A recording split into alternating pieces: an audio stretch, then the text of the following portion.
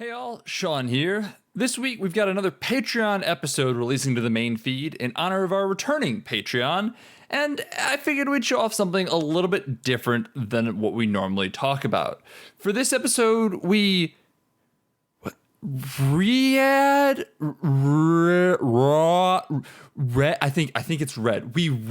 a book for a Patreon episode. Specifically, we read Cormac McCarthy's The Road. This is all to say, we do some weird stuff on patreon.com/BADHcast, and we want your suggestions. So bop over there and become a horseling today. For now, though, take a listen.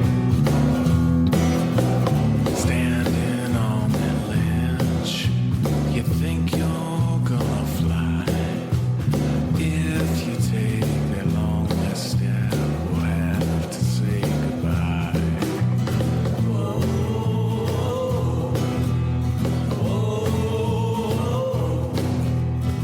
Hello and welcome back to Beating a Dead Horse bonus episodes. You know who I am. I'm Sean. And I'm Jackson. You know me because if you're paying this, you're paying for this. You're probably friends or family. Let's be real. Or maybe you just really like the show, in which case you've probably listened to a few episodes, at least enough to be like, these two guys seem real cool, and I should pay them for that.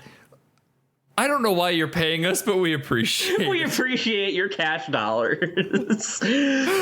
But we have something very special and interesting on this one, in that it is our first ever book episode. We are taking a request from newer patron Patrick, who asked us to read and talk about The Road. Yes, Beating a Dead Horse first, which might seem curious because, as mentioned on this show a couple times, I have written a book, so you would think that we would be more interested in talking about that stuff. That is precisely why we don't talk about books that often, because if I'm shitting on books every week, I'm going to make enemies trying to get my own published. But since we talked about, like, YA films, I kind of ended up doing that anyway, so, like, ask us to me that.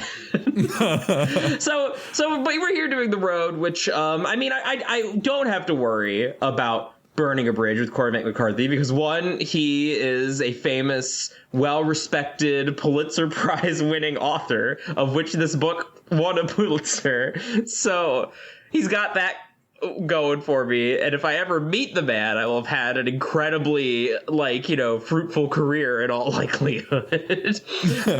And also it's not a problem because The Road is great. It's wretched, but it's a great kind of wretched.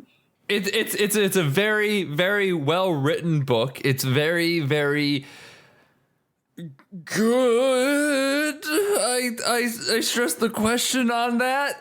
It's fucking terrible in the best ways, and I don't mean that like normally I'm like, oh, it's terrible in the best ways. It's because I'm having a good time like riffing on it. I mean, like it is looking into the void, the book, and it is very, very good at making you look into the void.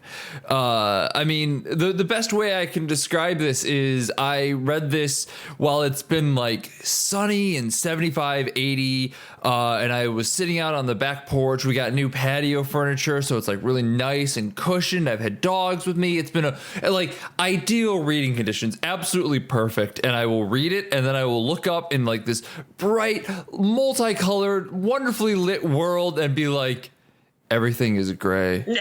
The world is a dark, inhospitable place. And like my brain will try and reconcile with the fact that I am expecting to look up to just gray, bleak abyss and seeing like, basically Teletubby, sun in the sky, smiling, grinning down at me.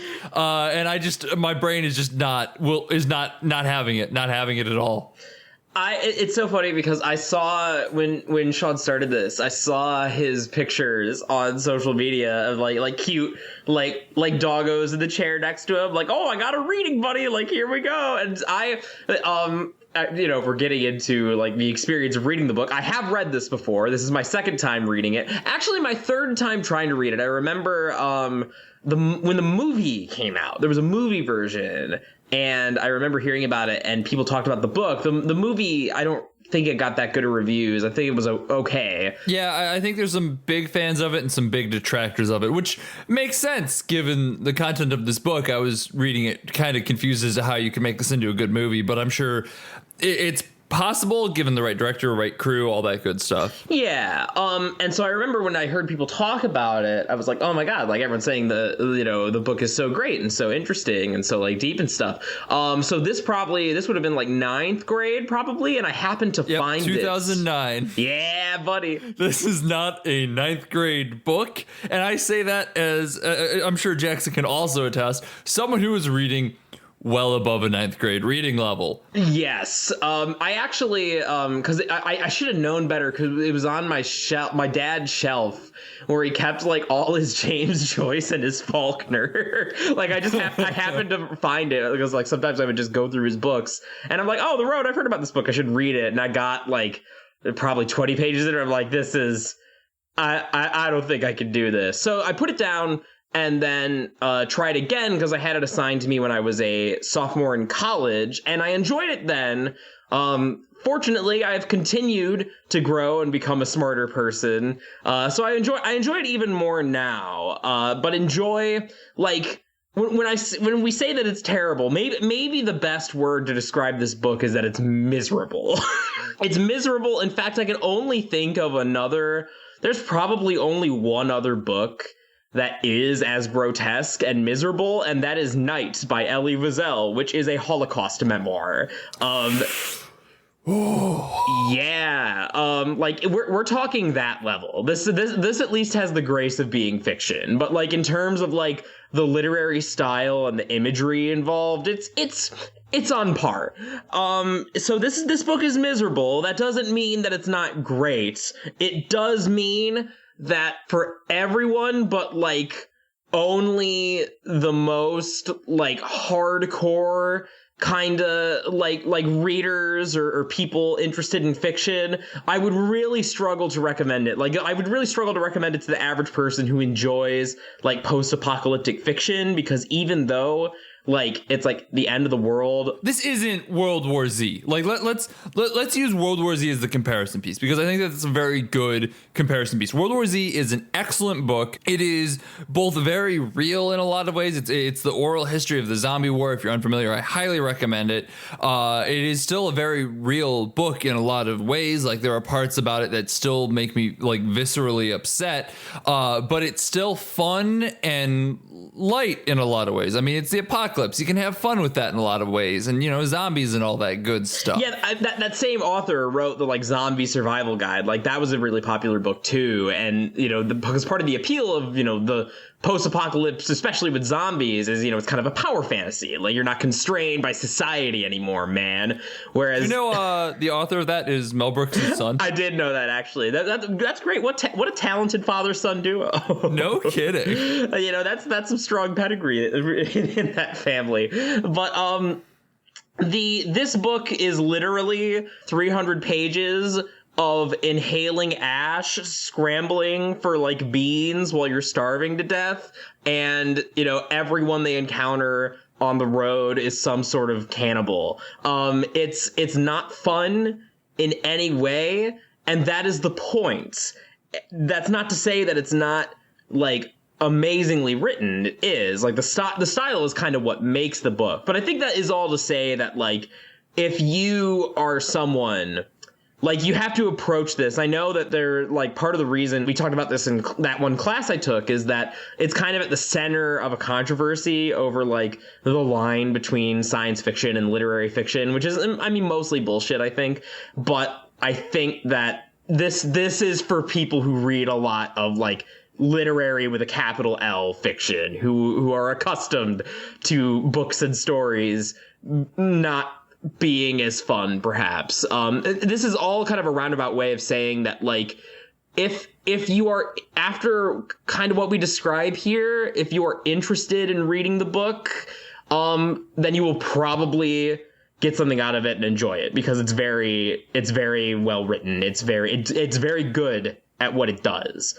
But if you don't if you're not so on board with what we're saying now, we will continue to say it because there's other stuff that we have to say about even the prose itself, then you could probably comfortably skip this one if you're just kind of looking for another, like you're looking for more post-apocalyptic dystopia kind of books. Well, let me actually jump off and talk about the prose for a second here, because I remember the first time I picked this up, it was like 10 o'clock at night. Sam, my girlfriend, had just gone to bed, and I'm like, oh, you know what? I'm going to do a little bit of light reading for a little bit here. I just had finished David Wong, Jason Pargren's new, not new book, but he just had a book out a couple years ago that was like light and fun and kind of apocalyptic and dark in its own ways. But like, I'm like, oh, okay, cool. I just got done with that. This is about when I was reading that. Let's see if I could pick this up and read it, especially because having received the book, I kind of flipped through it. I'm like, oh, it's only like 300 pages. It's kind of like nice and light, and like it's got a good hand feel to it. When you open it up, it's got a bunch of spaces in it. It honestly kind of looks like a collection of poetry more than anything. And I want to talk about that in a little bit. But mostly what I want to talk about right now is the fact that everything I'm getting at here is entirely deceiving of what the actual contents of the book are. It's like even the words look very big and like easy to read. And you look at the page like, oh, that's like 300, 500 words on a page. That's nothing. I can, do that. No problem. And then you start to read it. And like, I got maybe 3 pages in and went, this is not a book to read at 10 o'clock at night. This is a lot to unpack in every sentence. Every sentence is long and strung out and like dense, but also written very informally, and like it plays a lot with punctuation and the basically the format of the written word, and it's all incredibly intentional. Like this is not to say that it is written poorly, as we have intoned multiple times. It does a very good job at stressing what the book is trying to get at, but it does take what looks like it should be an easy read and make it not that. The most comparable thing I can compare it to is probably Clockwork Orange, a book that literally starts off with 5 pages of nonsense words and like no glossary for you to kind of start to understand what they mean. You basically just have to slowly piece it together.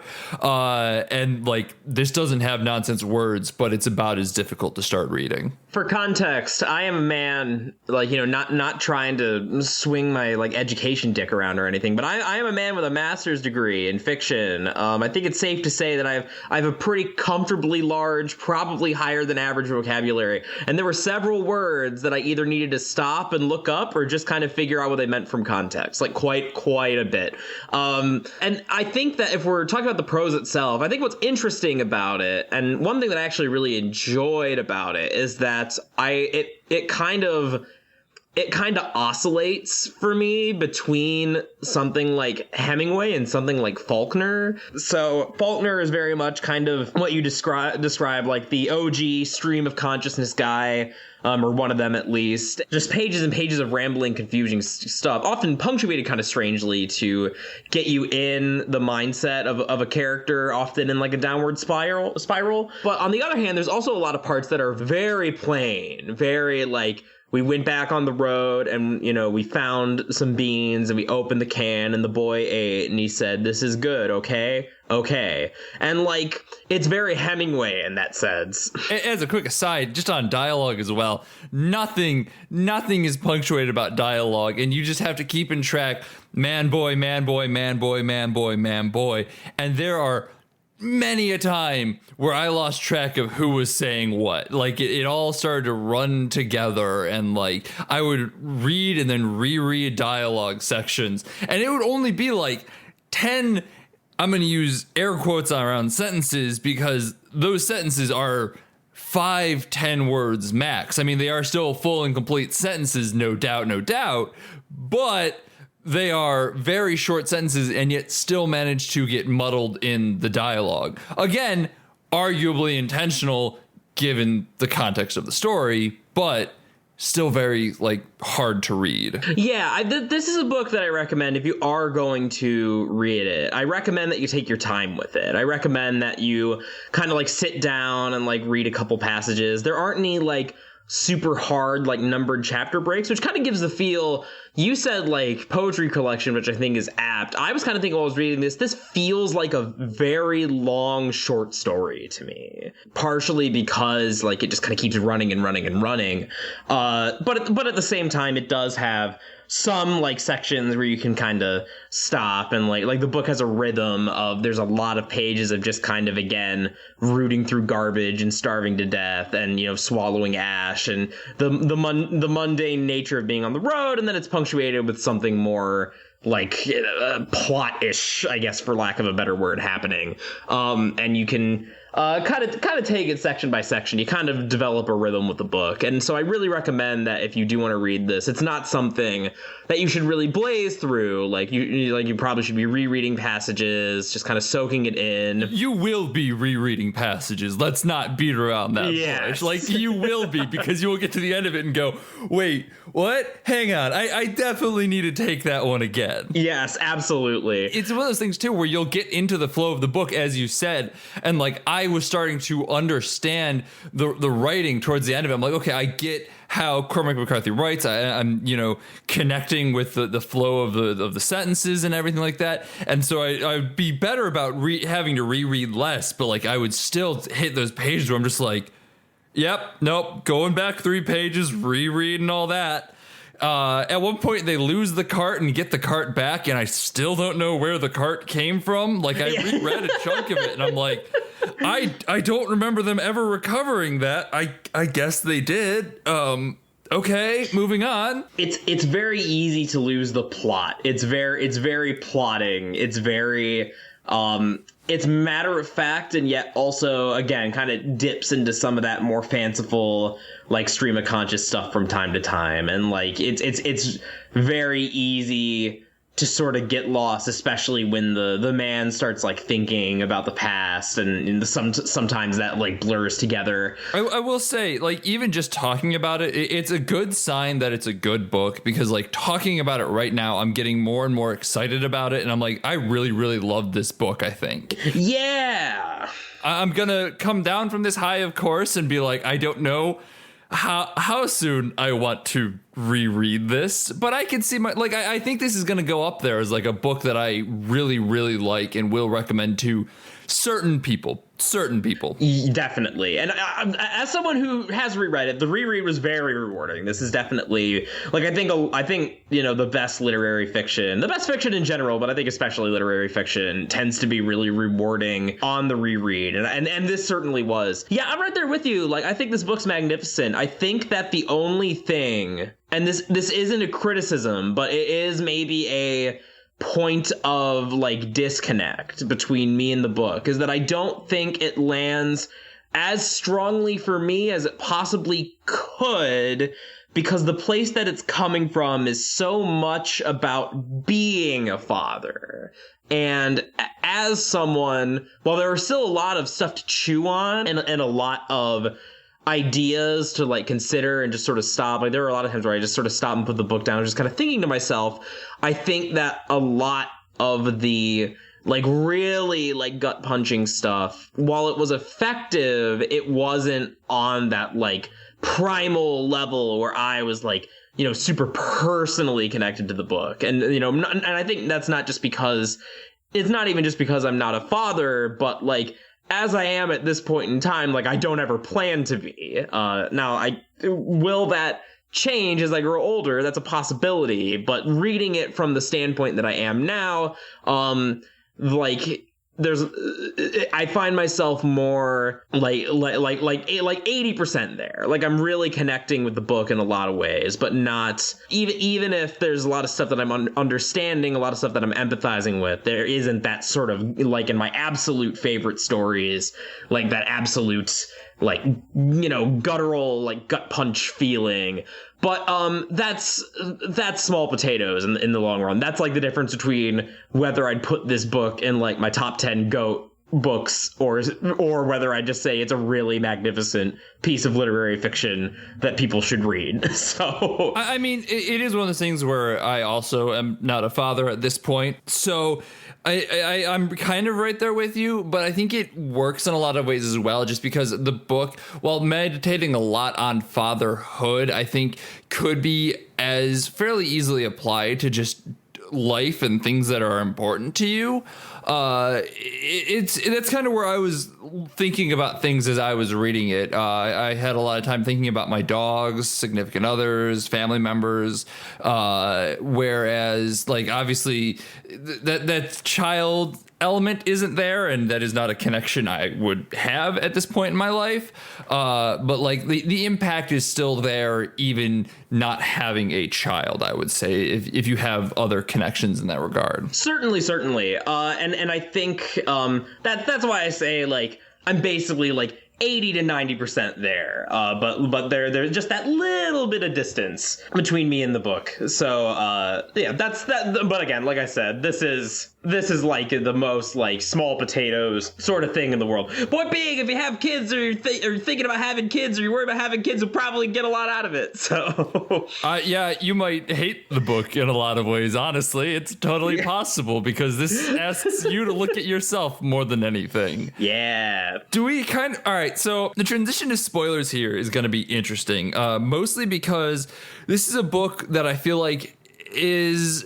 I mean, there's definitely spoilers to be had with it, but I don't know if we're going to be really diving into the plot as much as it, because this is a book that I would argue is way more about feel and asking you how you feel about situations than like actively being like, plot A happens, plot B happens, plot C happens, plot D happens. And I mean, before we even jump into spoilers, let me kind of back that up a little bit with what I was saying about why it kind of feels like a book of poetry to me, in that each section is fairly self-contained, and each section usually ends with kind of a metaphorical question that it poses to the reader, and some of them will connect and some of them will not.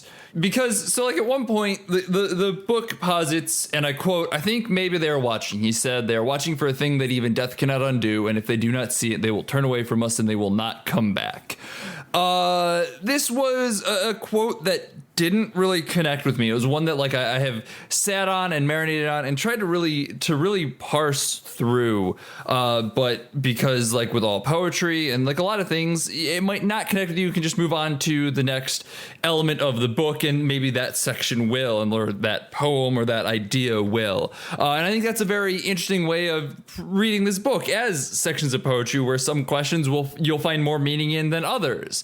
I bring up this quote in particular because I did Google it, and one of the pages that I got linked to immediately had a pop up that's like, "Hot MILFs are coming for you," and I'm just like, Are you reading what I am Googling right now? I am Googling a quote from The Road, and you think that is going to get me to click on that right now. This is what you think I want? A thing that even death cannot do is not MILF. Yes. I mean, nothing gets me feeling randier than The Road by Cormac McCarthy. Oh no. Oh yeah, it was very weird, and I'm just like, what the fuck, man? The only thing coming for you in The Road is cannibalism.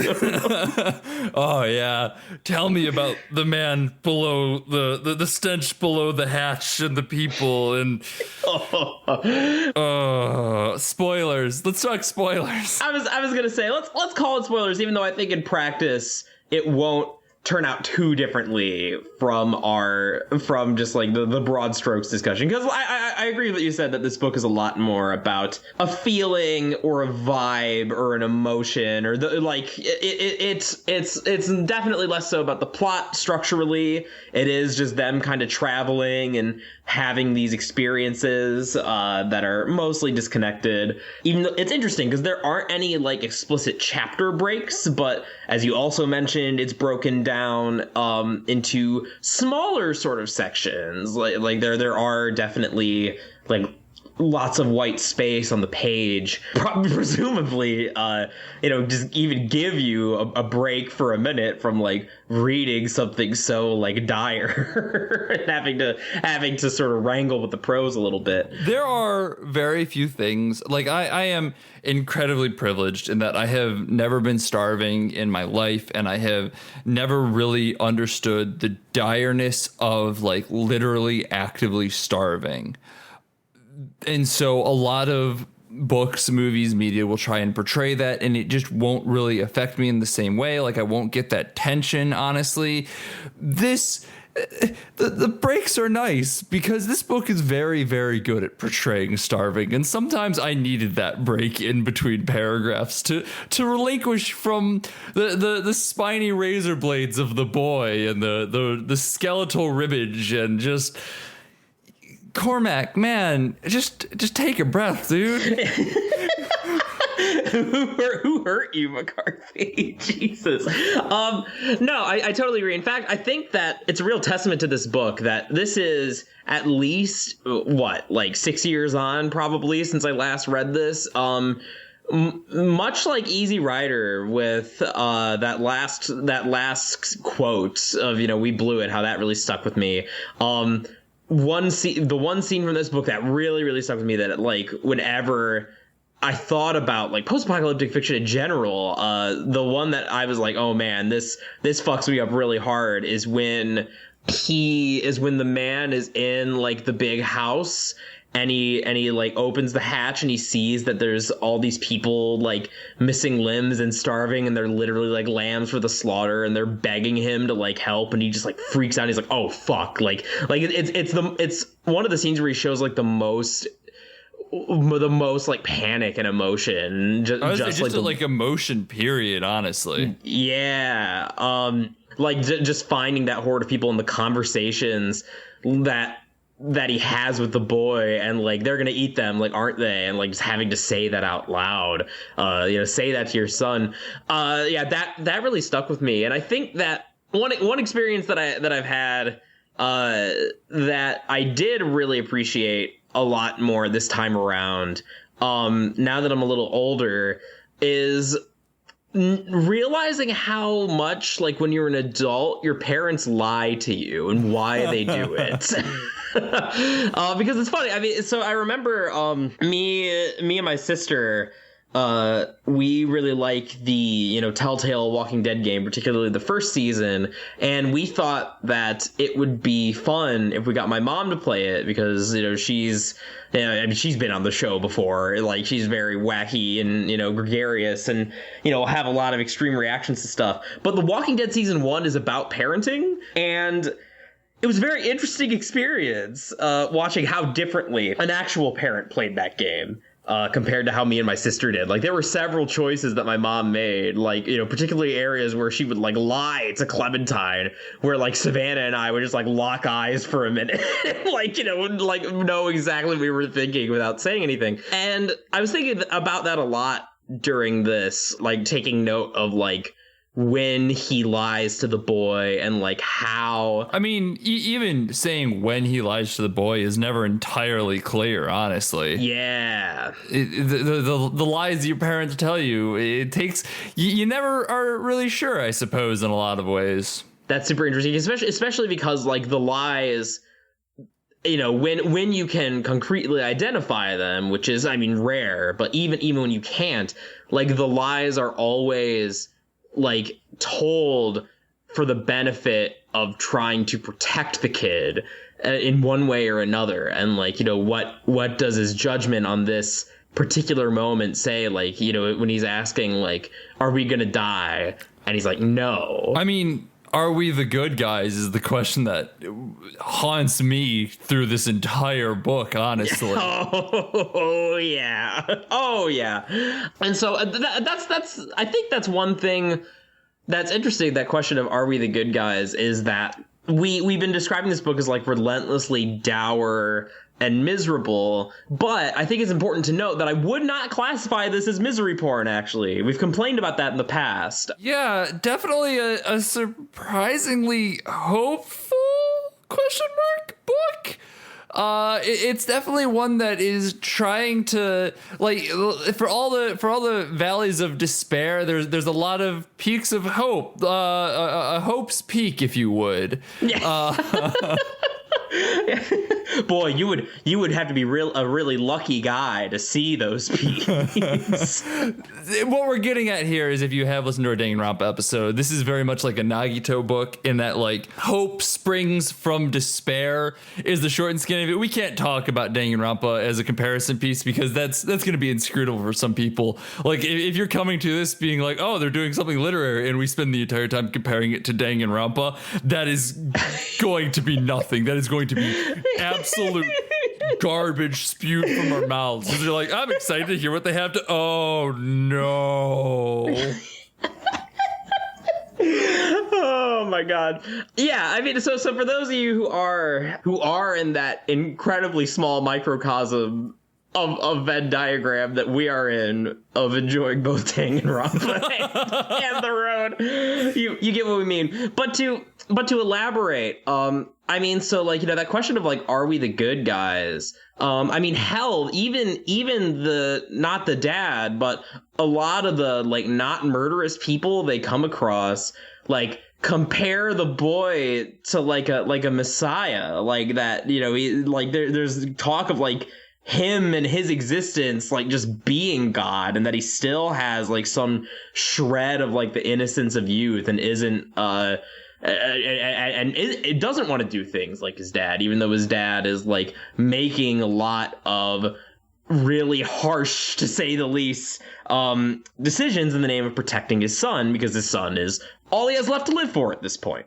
And I think that, like, that's one of the best, like, most interesting things about their relationship, is that it's very clear that, you know, a big question, maybe the biggest question that you will find yourself wrangling with, dear reader, is, like, at what level is this amount of punishment, like, even worth it? Like, was the wife character right in saying, I'm gonna kill myself, fuck this, I want to take the boy with me? And the dad says no. The dad, you know, wants him to keep on living.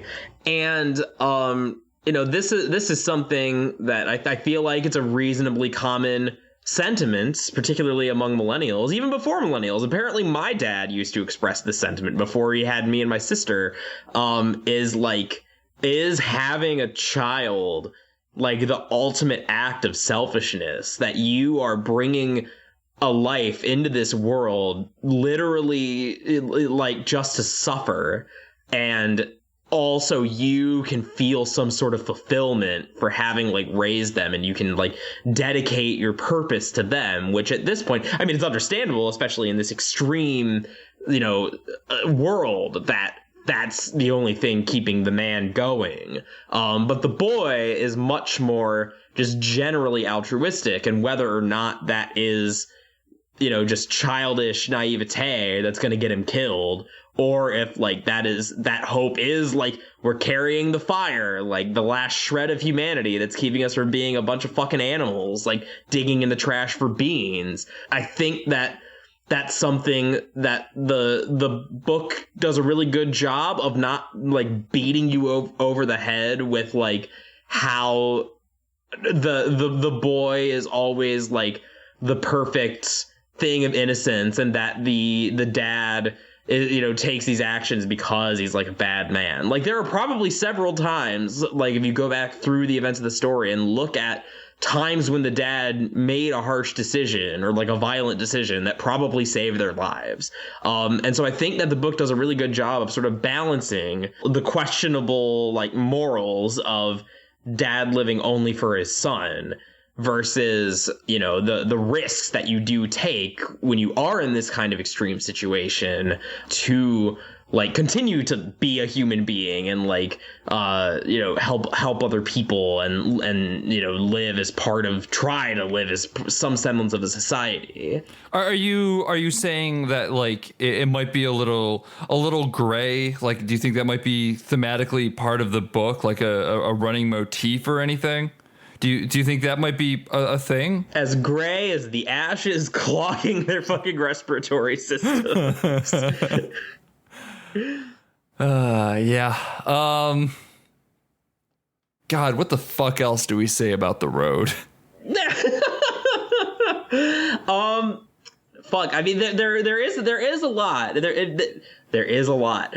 I think one of the problems that I have with talking about The Road is that I am the type of person that, especially on a first watch, am very much someone who operates by feeling more than anything. So, like, I very much more so when I talk about movies or books, I said watch, even though we read this. I'm just used to us always watching things. I very much connect more on like a... Everything is gray and bleak, and I get the conjuration of what you're trying to say more than I get into the nitty gritty of it.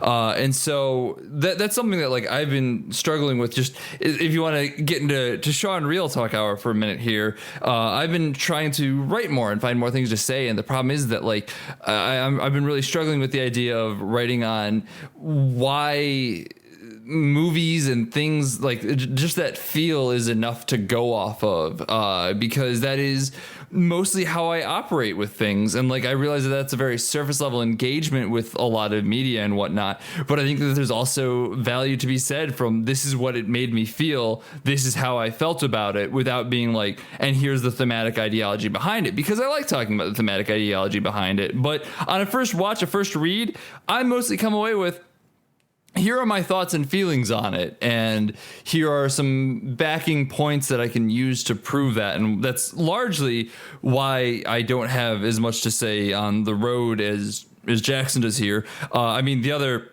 big part is that I'm not a master in fiction. I studied communications. Which also kind of makes sense as to why I'm more about feeling, because communications and advertising is way more about eliciting feelings than, you know, actual like appealing to ethos type of thing.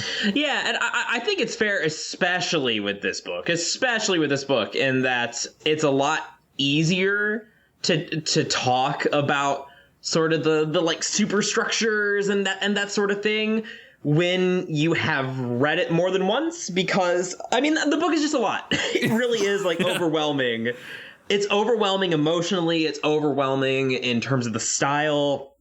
So having sort of the comfort of knowing the story and knowing what to expect, like, you know, having my eye out for like very particular things, it's definitely a big benefit here. I don't think it says anything poor about your character that you didn't come out of your first reading of The Road having solved it.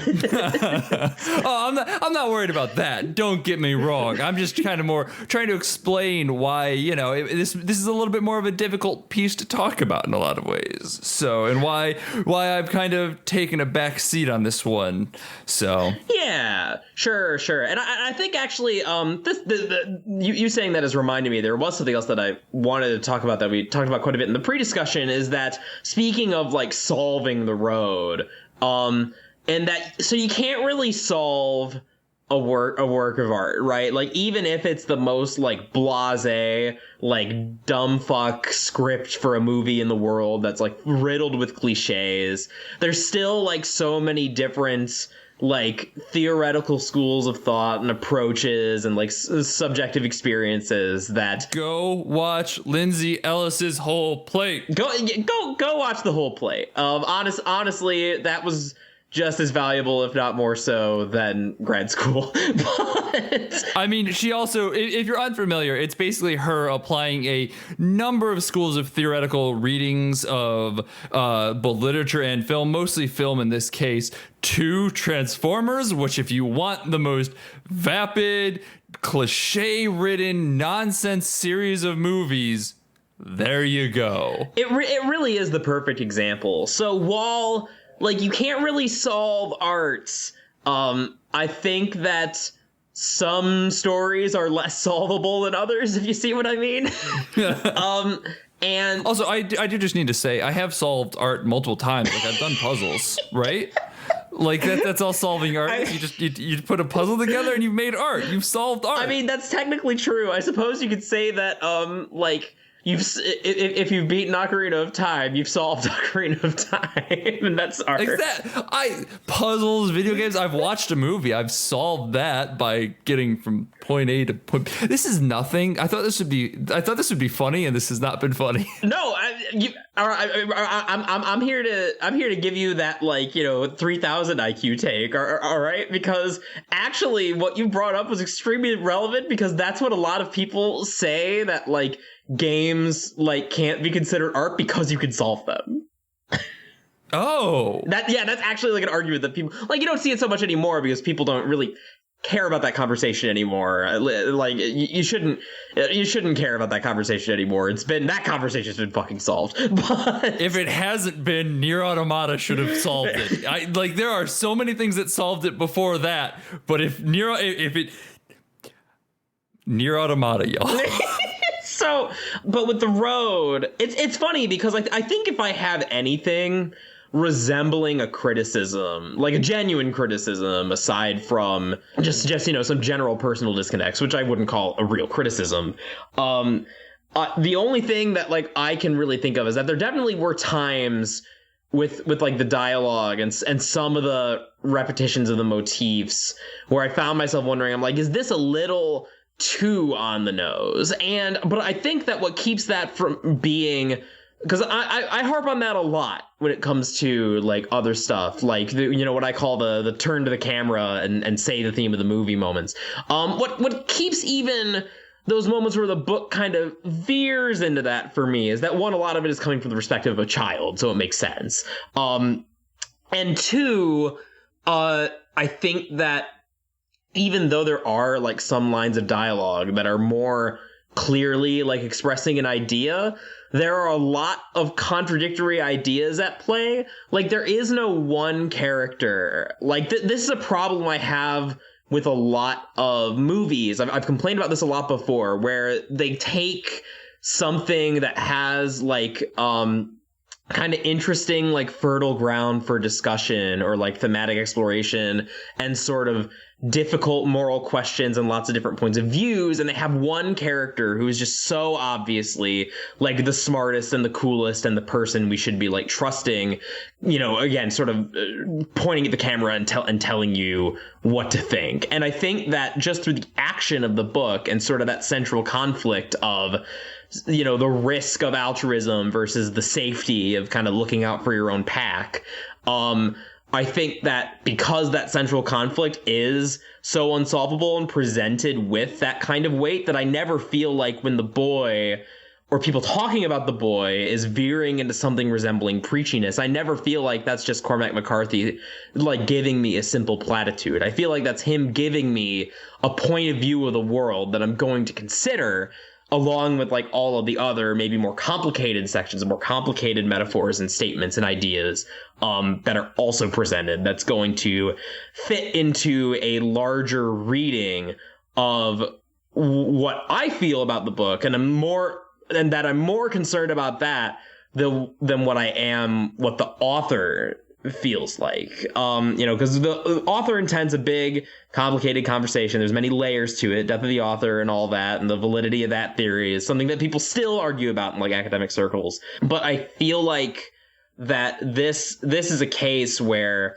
from what all that I really have in terms of author intent, because I like to know, I'm very interested in the people who write these things, is that he wrote the book, the image of this burning ash world kind of came to him long before he wrote the book, and that it's basically described as a love letter to his son that he co-wrote with his son because it was based on a lot of conversations that he's actually had as a parent, and is dedicated to his son. So this is all 100% Cormac McCarthy giving his personal feelings, trying to evoke this memorable imagery that has stuck with him for so long, while also sort of exploring the complicated relationship that parent and child have, specifically father and son, in this case, if we want to go again even further into the nitty gritty.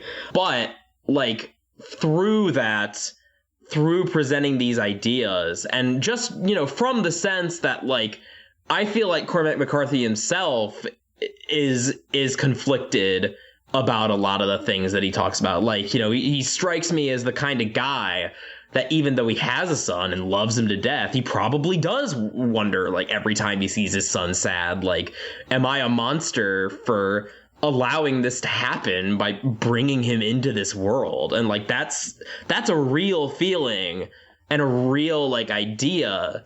But that's also given, you know, the counterbalance of, well, we need some sort of purpose. Like, if we literally spend the rest of our lives digging through the rubble for beans, we are going to turn into fucking animals. We are, like, there has to be something, whether that's God, whether that's your children. There has to be some kind of purpose. Otherwise, life is the road, but finding out the validity of that purpose and whether it holds up to scrutiny and whether or not, like, death is ultimately a good thing. Like, these are all things that, I mean, fuck, nobody can answer. McCarthy can't, but he sure as hell does a good job making me think about it. I can answer it because the proof that there is a God and the proof that he exists and cares about us boils down to the fact that we are well over half of the way through our podcast, probably close to 45 minutes at this point. And it is not until this point, having finished the book, having gotten through almost all of the podcast, that I have just connected The Boy with Brahms the Boy, that horror movie that came out earlier this year and has a 9% on Rotten Tomatoes. So the fact that I am just now connecting that is clear proof that God exists, because had I connected it the first time I read The Boy, I would have not been able to take anything seriously. So there you go. I have solved the road. Sean has solved life. My man's done it. You know what I was thinking about when I was reading this? I was thinking about Kratos yelling at his son in the reboot. Boy! Listen, to be fair, that's not like a bad comparison.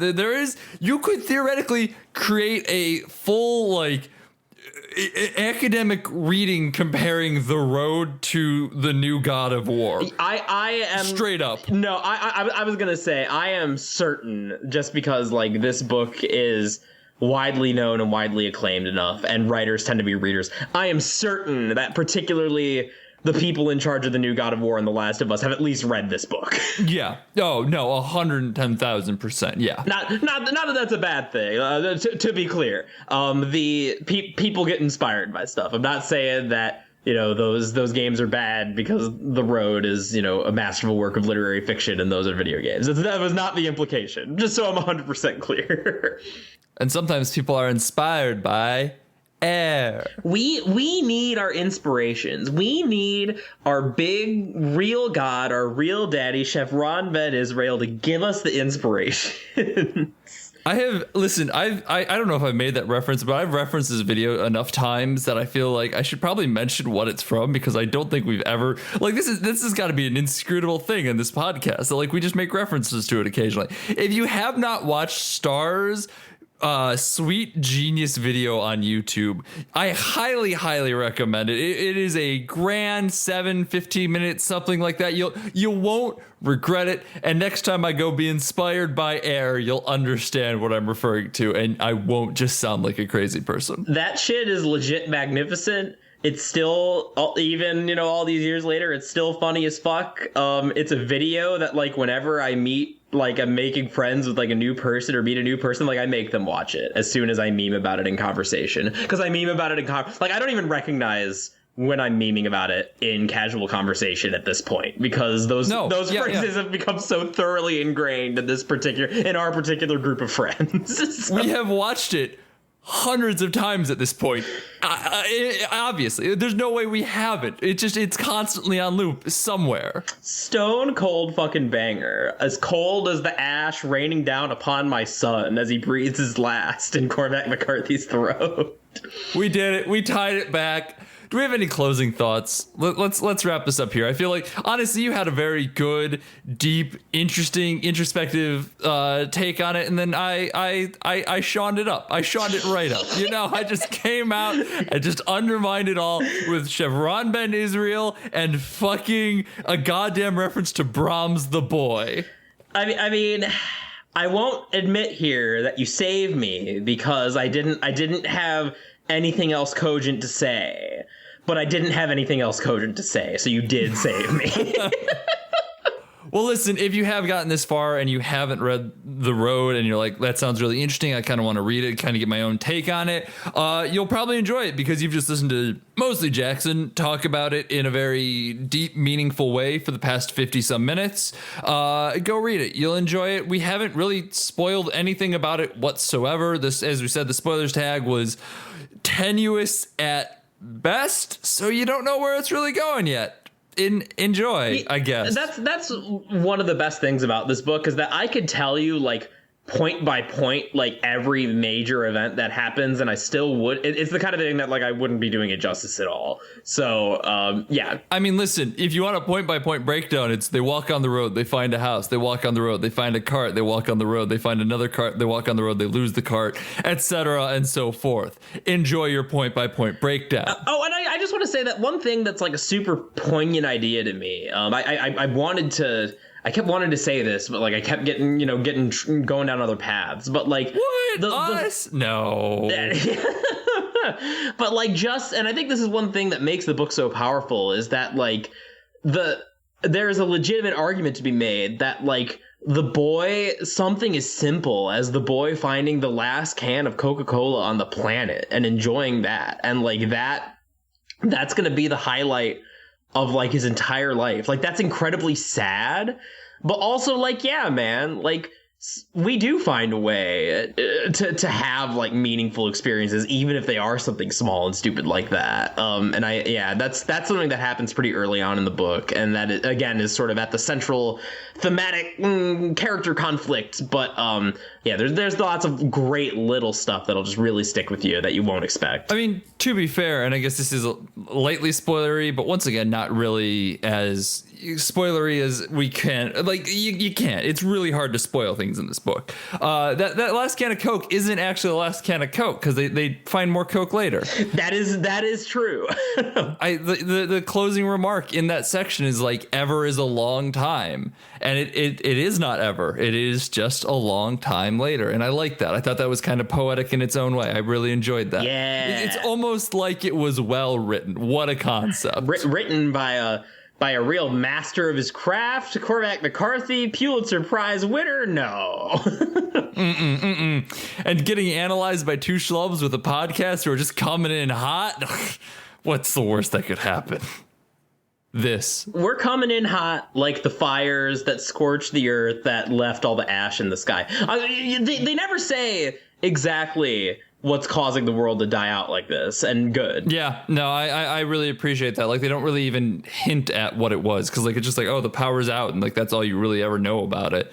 Just that like it's all bad. I mean, there's a fairly clear assumption that it's probably like a nuclear fallout of some sort, given the ash and whatnot, just how that all works. But I mean, it could also be that somebody fucked with a volcano or something, because that's also a thing that would happen with a volcano or a meteor, or you know what? There's a lot of things. As I'm just kind of going down the list in my head and being like, well, okay, they could also, I guess, have technically like Snowpiercer this thing somehow, but that doesn't make it. There's a lot. All right, I'm gonna shut up now.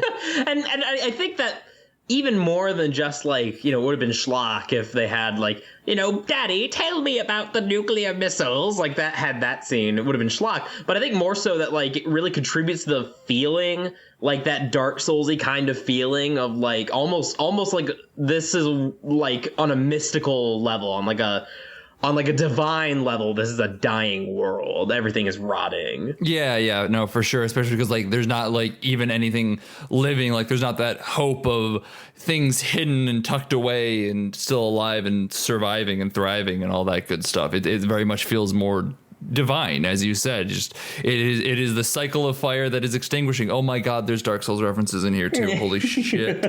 Oh, that'd be a very easy comparison to make. I can't go down that rabbit hole right now. We're too far gone. You know who we are. Sean McKenna, Jackson Keller, Twitter, you're already on Patreon. Thank you guys so much for all of your support, all of our patrons, Horselings, Stallions, all that, all y'all. All y'all are absolutely wonderful. Jackson, thank our $10 tier just again, because we really do appreciate them. Y'all are the cream of the crop as patrons, just inherently, but the creamiest of the crop are Pat. Thank you very much for recommending that we do this book. Wonderful suggestion. Julia, Travis, Mom, Aunt Summer, y'all are great. Wonderful. Absolutely wonderful. Thank you guys so much.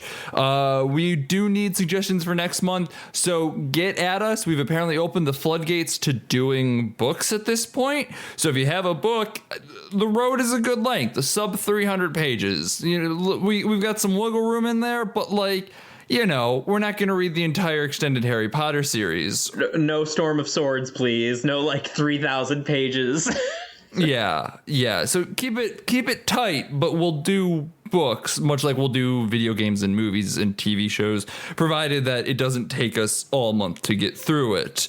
Ni no Kuni was probably the dying breath of us committing to doing a 60-hour JRPG. I am going to absolutely say that was the dying breath, definitively. Thank you all once again. This was a wonderful discussion. I learned a lot from Jackson, and I hope you all enjoyed it. Editor Sean here one last time. Just to remind you, patreon.com/BADHcast. Go become a supporter today. Next week, we'll be returning with regularly scheduled programming, specifically The Social Network, the episode that we've been promising for 3 weeks but have not delivered on. It's coming, I promise. Bye. See ya!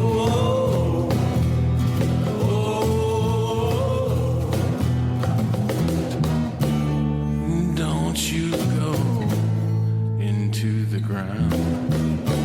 Don't you go